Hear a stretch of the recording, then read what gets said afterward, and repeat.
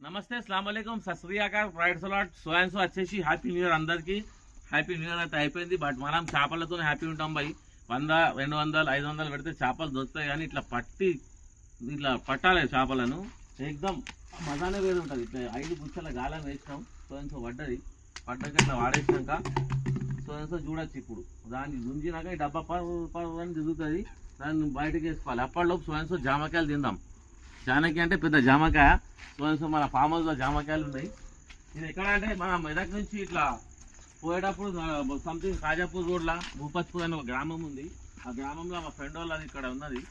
So ఇక్కడ కొబ్బరి చెట్టు చూడొచ్చు మీరు.